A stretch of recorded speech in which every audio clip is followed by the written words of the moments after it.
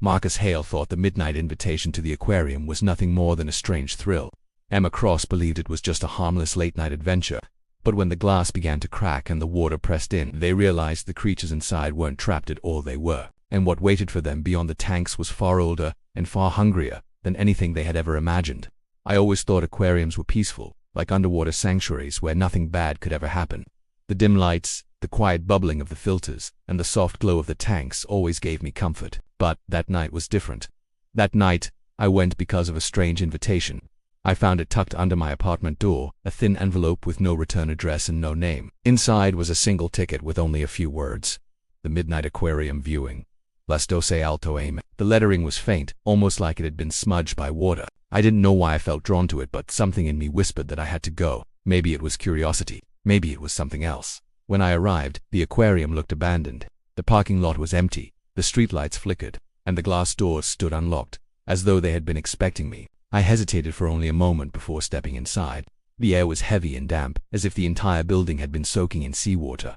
The silence hit me immediately. No voices, no footsteps, no workers at the front desks, just the low hum of the filtration systems somewhere deep in the halls. The entrance lights were all off. Only the tanks themselves glowed faintly, casting rippling shadows across the tiled floor. My shoes clicked too loudly against the tiles, and each sound echoed far into the darkness.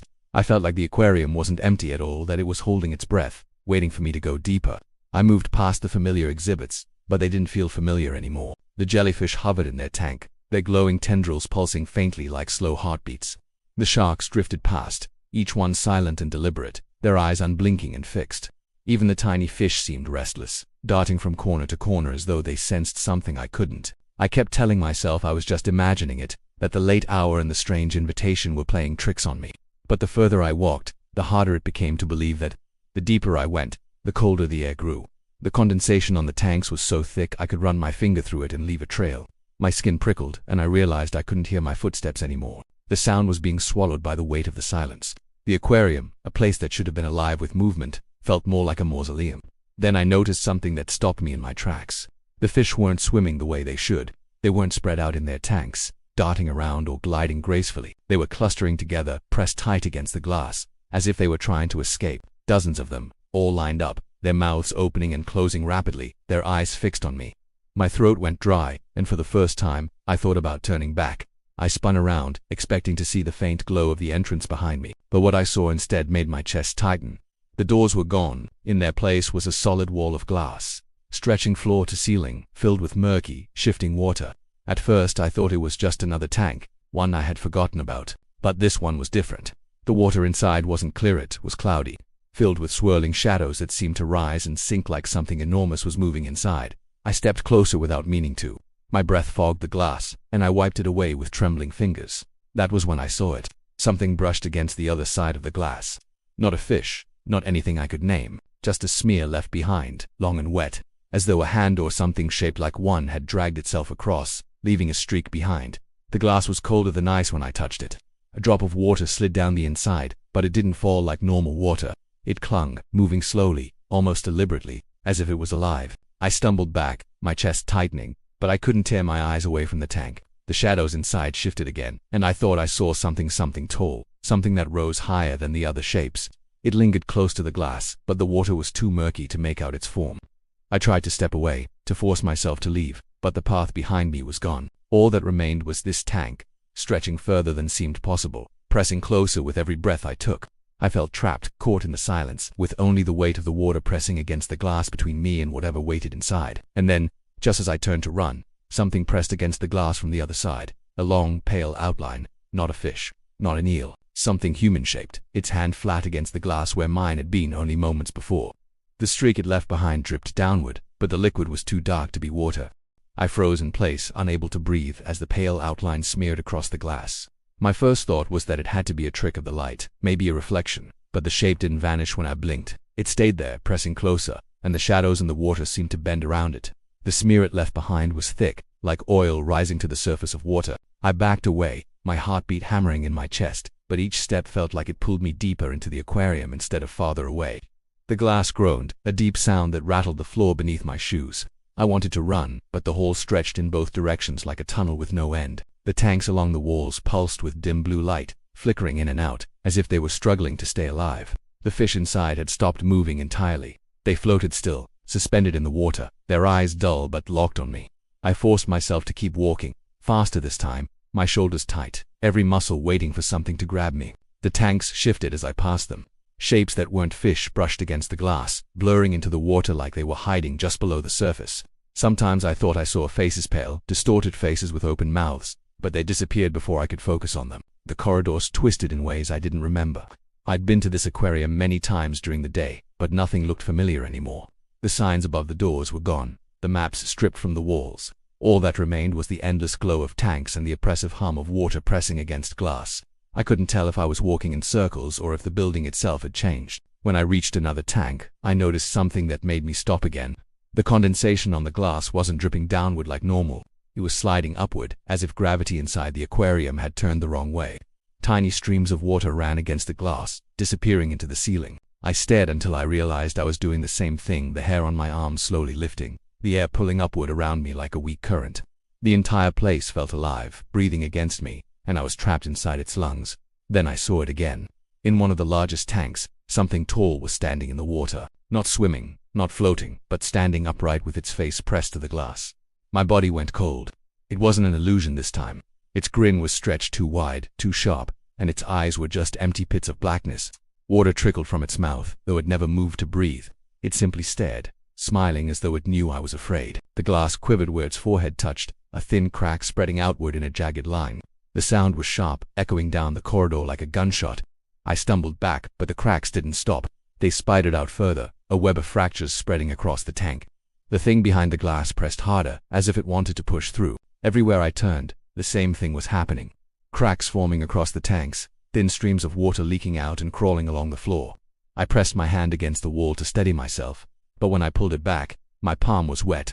Not just damp, but dripping as though the walls themselves were bleeding water. The air smelled like salt and decay. The water rising along the floor wasn't clear anymore. It was cloudy, dark, carrying tiny bits of something I didn't want to identify. My footsteps splashed now instead of echoing. The sound wasn't my own anymore. Other splashes came from behind me, too quick, too heavy. I didn't dare look back. The whispering began then. At first it was faint, like a soft hum coming from inside the tanks, but it grew louder with each step I took.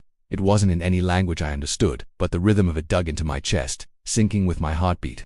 The fish that had been lifeless before were suddenly moving again, thrashing against the glass, slamming their bodies until blood streaked the water. The thing with the grin tilted its head, as if it could hear the whispers too. I tried to run, but the hole never ended. The tanks on either side stretched on forever, each one splintering, leaking, alive with writhing shadows that didn't belong in water. My legs felt heavy, the air too thick to breathe, the whispers drowning out even my thoughts. Then the glass nearest me cracked open with a deafening snap. A stream of water burst through, splattering across my face, and for an instant, I swore I felt fingers brush against my skin from inside the spray.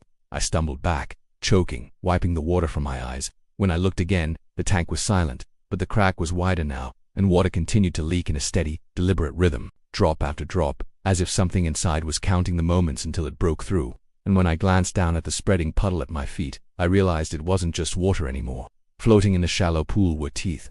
Small, human teeth, scattered like pebbles, carried out from the cracks one by one.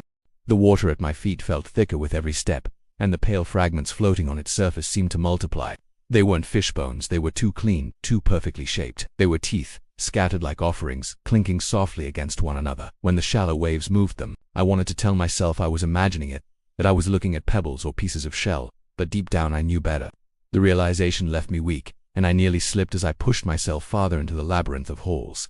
The floor gleamed with water now, a thin reflective surface that mirrored the tanks above, but the reflections didn't match what I saw. When I glanced at the floor, the fish weren't fish anymore. The shapes in the mirrored water stretched tall, moving slowly, their limbs bending in ways no human body could.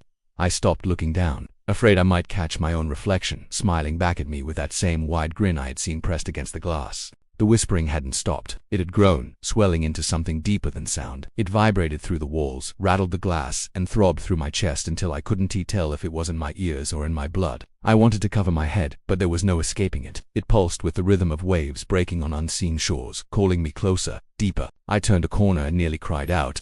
The main tank stretched up before me, towering higher than the ceiling, to stories of darkness and water. I had stood before it many times in daylight, watching sharks glide silently past, watching stingrays sweep along the sandy bottom. But what I saw now froze me where I stood. The sharks were floating, their bodies limp, bellies bloated and white, drifting upside down as if they had been dead for weeks. The stingrays were twisted, their wings shredded and curling like wet paper. Something else was in the tank, something that filled the water so completely I couldn't see its edges. At first I thought the tank was collapsing in on itself, the glass bending with the weight, but then I realized the mass wasn't the water, it was a body so vast it could only shift in slow, deliberate movements. The water churned, and from the gloom an eye appeared, a single enormous eye that dwarfed the sharks and the floating corpses. It was ancient, dark and rimmed with something that looked like coral fused with flesh. It stared at me without blinking, without moving, as though it had been waiting. My breath hitched. The whispers roared in my skull. The lights overhead flickered violently, throwing the room into flashes of black and blue. Every time the lights returned, the eye was closer, not swimming forward but simply appearing, pressing against the glass like it wanted to push through. The pressure in the room shifted. My ears popped, and the glass began to groan under the weight. The sound of cracking filled the air again. Thin lines spread across the tank, and streams of water burst out, hitting the floor with sharp splashes. But this time the water wasn't clear. It was black, thick, carrying with it strands of seaweed or hair. I stumbled backward, my shoes slipping on the rising flood. The eye blinked once, slow and deliberate, and the movement sent a ripple through the entire aquarium. I thought about turning back, about running to where I had come from, but the hallway I had entered through was gone. In its place was only more glass, more tanks, stretching endlessly in both directions. The aquarium was rearranging itself, closing me in. The water climbed to my ankles, swirling around me as though guided by invisible currents. Shapes moved through it, brushing past my legs, soft and slimy. I dared not look down. Instead, I forced myself toward a stairwell at the far corner of the room. The exit sign above it flickered weakly, barely visible through the haze of mist rising from the ruptured tank. I reached the door and yanked it open. The stairwell smelled of mildew and rust, but at least it was dry. I slipped inside, my heart pounding, my hands trembling. I pulled the door shut, but as it latched, I heard the tank shatter behind me. The sound was enormous, deafening, like the ocean itself had been unleashed into the building. The stairwell shook. The whispers were no longer muffled by water or glass. They echoed freely now, seeping through the cracks in the walls. Layered voices rising and falling in chants I couldn't understand. The steps beneath me vibrated, and drops of water began falling from above, each one heavier and colder than the last. I knew then that I hadn't escaped. I'd only stepped closer to whatever was waiting. And in the dim light above, where the stairwell wound upward, I saw something moving. A pale hand gripped the railing, dripping wet. Another hand followed. Something was waiting for me on the next landing, something that had already made it out of the tanks. The stairwell felt like the only place left that wasn't drowning. But even here the air was damp and heavy, carrying the thick scent of salt and rust. My shoes squelched on the steps, leaving wet marks behind me as I climbed. Every muscle in my body was shaking, but I kept moving upward, drawn by the faint promise of a light glowing at the top. The whispers followed, echoing up the stairwell in waves, sometimes soft, sometimes so loud I had to cover my ears. I kept glancing behind me, half expecting the water to surge through the door and sweep me away. But it wasn't the water I should have feared. What I had seen before, the pale hands gripping the railing, was no trick. As I climbed I heard it too, the scraping of wet skin sliding against metal. Something was coming down the stairs toward me, dragging itself slowly, patiently. The sound of its limbs clung to the walls, sticky and deliberate, like suction pulling free with every step. I tried to move faster, but the higher I went, the more the stairwell seemed to stretch. The steps felt endless, spiraling up into shadows that refused to let me reach them. The light I had seen above dimmed and flickered, until it was nothing more than a blur. I could feel the thing getting closer. Each scrape of its hand against the railing was louder, wet droplets pattering the steps as they fell. I stopped only once, pressing myself against the wall, trying to see it. The stairwell twisted, but I could just make out a pale face peering around the corner below me. Its mouth hung open, water pouring from it as if it were drowning even outside the tank. Its eyes were black hollows, empty and endless, but they were locked on me. When it realized I was watching, its mouth stretched wider, and a low gurgling noise rattled from its throat. That was enough to force me upward again, pushing my shaking legs to move. I don't know how long I climbed before I finally stumbled through a door at the next landing. I slammed it shut behind me, the echo carrying through the empty halls beyond. But I hadn't found safety. I had only walked deeper into the nightmare. This section of the aquarium looked nothing like it did before. The walls pulsed faintly, damp with condensation that dripped steadily onto the floor. The tanks weren't separate anymore. Their glass was warped and melted together, forming long stretches of transparent walls behind which one vast body of water shifted and churned. Shadows moved freely through it, sliding from one end of the hallway to the other, as if the tanks had become one endless ocean. The floor was already covered in water up to my knees. I waded through, my clothes heavy, the chill sinking into my bones. Every step sent ripples outward, and in the ripples I saw faces. Dozens of them, staring up at me from beneath the surface. Their eyes rolled, their mouths hung open in soundless screams, but they didn't float away. They stayed beneath me, as though tied to the floor of the aquarium itself. The whispers were deafening now, layered voices all around me, pressing into my skull. I clutched my head, but covering my ears did nothing. They weren't coming from outside anymore. They were inside, pushing thoughts into me that weren't my own. Images of drowning, of sinking into black depths, of opening my mouth and letting the water in. The walls shivered, and a low groan rattled through the entire structure. I turned and saw the glass bowing outward, as though the ocean beyond it was pressing against me directly. The shadows swimming in the water were no longer content to stay hidden. They swirled closer, and I realized they weren't fish or sea creatures at all. They were people, pale and drifting, their bodies bloated and limp, yet still moving, still alive in some impossible way. Their faces pressed against the glass, leaving trails of blood where their skin peeled away. The water around my legs churned suddenly, and something gripped my ankle. I screamed and kicked, but the hand held fast, its nails digging deep into my skin. I looked down and saw a pale arm reaching up from beneath the water, followed by another, then another. Hands clawed at my legs, pulling at me, dragging me downward. Faces rose just below the surface, mouths stretched in wide grins, eyes bulging as if they were mocking my fear. I wrenched myself free, tearing skin as I kicked and stumbled forward, splashing clumsily through the rising flood. The arms vanished beneath the water again, but I knew they were still there, waiting for the moment I stopped moving. Ahead of me, a doorway opened into another stairwell. My only thought was to reach it, to get higher, to escape the water. I shoved the door open and stumbled inside. But this stairwell wasn't like the last one. The steps here were already flooded, water rushing downward from above, as if the entire top floor had been consumed by the sea. I stood frozen at the bottom, staring upward as the water cascaded down, black and endless. In the rush of it, I thought I saw shapes, moving arms, legs, pale faces flowing with the current. They weren't falling, they were swimming down toward me. The stairwell shook as the water poured down from above, black waves crashing over the steps, flooding faster than I could climb. My chest tightened with panic, and I forced my legs to move, dragging myself upward against the current. Each step felt like wading into the pull of the ocean itself, but something inside me knew I couldn't stop. If I hesitated for even a second, the water would swallow me. My hand slipped along the railing, slick with algae that shouldn't have been there. The smell of salt and rot grew so strong it burned my throat, and I gagged as I pulled myself higher. The whispers were deafening now, layered voices speaking over one another in rhythms that didn't belong to human mouths. They weren't only coming from behind me anymore. They were pouring down with the water, filling the stairwell like smoke. The closer I got to the top, the clearer they became. Words forming in a language I didn't know but somehow almost understood. I looked back once, and I wished I hadn't. The water wasn't empty. Dozens of faces stared back at me through the rushing black tide, their eyes wide, their mouths stretched too far open, water gushing from their throats. They were swimming downward, but their eyes never left mine. Each face seemed to shift, and for an instant, I thought I recognized them. Neighbors, strangers from the subway. Even my own reflection flickering in and out. I turned away before I could see more. At last I reached the top landing. A faint light glowed through the door ahead, and I threw myself at it, nearly falling as I forced it open. For a moment, I thought I had escaped. The air beyond was still, the floor dry. I staggered forward, coughing, my ears ringing from the roar of water still thundering behind me. But the relief didn't last. My heart sank as I realized where I was. It was the aquarium again. The same long hallways, the same glowing tanks, stretching endlessly in both directions.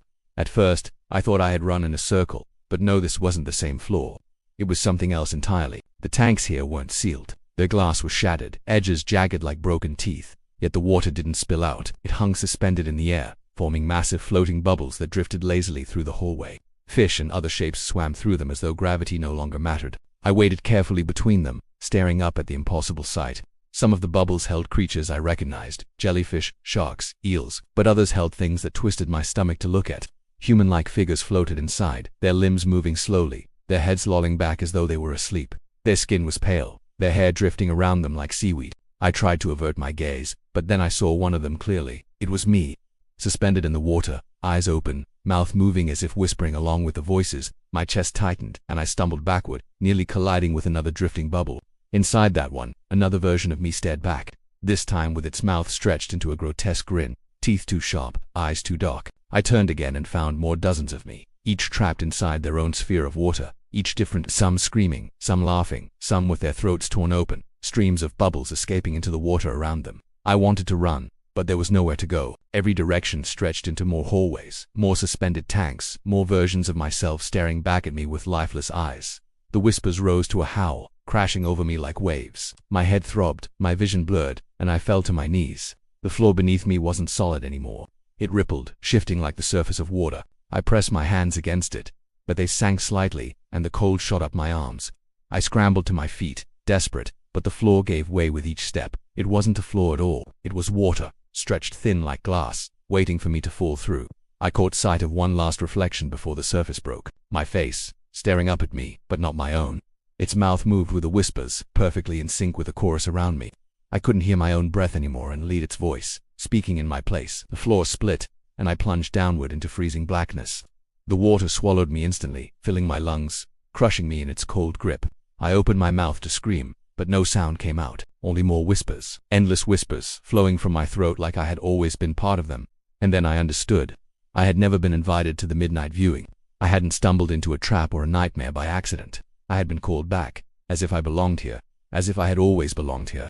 The aquarium wasn't showing me anything new. It was reminding me of what I already was. The last thing I saw before everything went dark was my reflection swimming ahead of me, its grin stretching impossibly wide as it beckoned me deeper.